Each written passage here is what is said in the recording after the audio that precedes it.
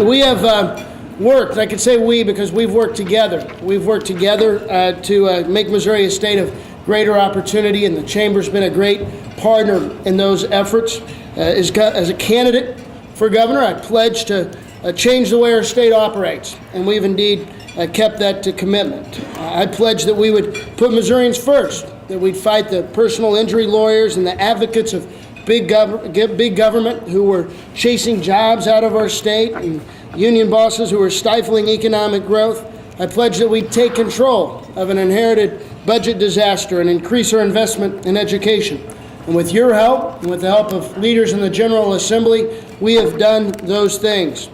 Together, we passed a tort reform and workers' compensation reform that has transformed our state's business climate. We made difficult budget decisions to salvage our state's budget, transformed a massive budget deficit into 3 consecutive surpluses. Entrepreneurs, small businesses, and large employers have responded by adding nearly 90,000 new jobs in the past 3 years. And that's after losing 34,000 jobs in the previous 4 years. So we've gone from losing 34,000 jobs in 4 years to creating nearly 90,000 jobs in just a little over 3. But certainly I don't want to give anybody the wrong impression. I don't believe government creates jobs. They're not created by legislators or governors or even the President of the United States.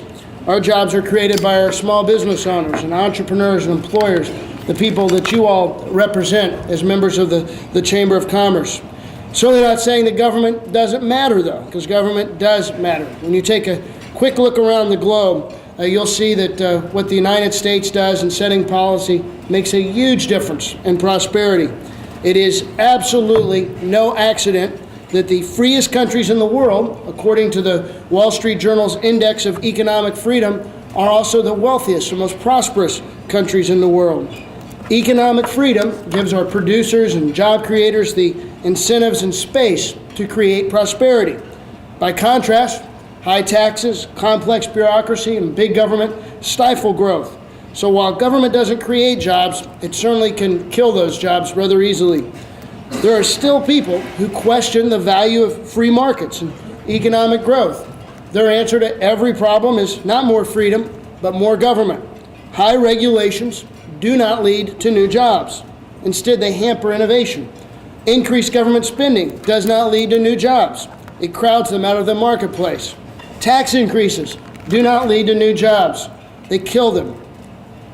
Those that want to go back in Missouri, to those who advocate for more lawsuits, you say we should go back to the way things were and advocate for more lawsuits, more regulation, and bigger government and higher taxes, I would just say this.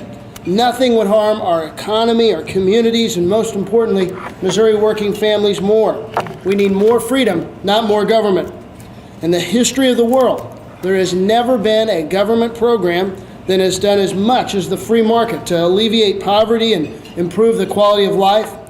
The same critics who and supporters of expanded government will somehow claim that people like me want to just have a laissez-faire regulatory world that leads sort of to a dog-eat-dog world. Those critics obviously are confusing economic freedom and free markets with anarchy. Government has a role in any free market system. The prevention of monopolies, for example, that undermine those market forces would be just one example of an appropriate role. Government can encourage economic growth, job creation, greater opportunity, but only by allowing our citizens the greatest possible economic freedom. I mention these ideas today because we'll be hearing a lot about them, obviously, in the next 10 months. And I believe these ideas matter. Ideas drive government policy, and ultimately, government policy can either lay the groundwork for our prosperity or get in the way of our job creators, the sort of folks that you all represent. The Chamber of Commerce and their president, Dan Meehan, understand this, and that's why they have been steadfast, and I want to thank them for their support of our efforts to make our state more competitive. I certainly want to thank the Chamber and Dan for his leadership and support of pro-jobs, pro-growth policies, most especially with lawsuit and workers' compensation reform. The Chamber was an indispensable ally in that effort. Certainly even our efforts to fix that broken budget, taking that massive deficit and turning it into surpluses. Perhaps most significantly for the long-term prosperity of Missouri and Missourians, I want to thank the Chamber for their support of our initiatives in education.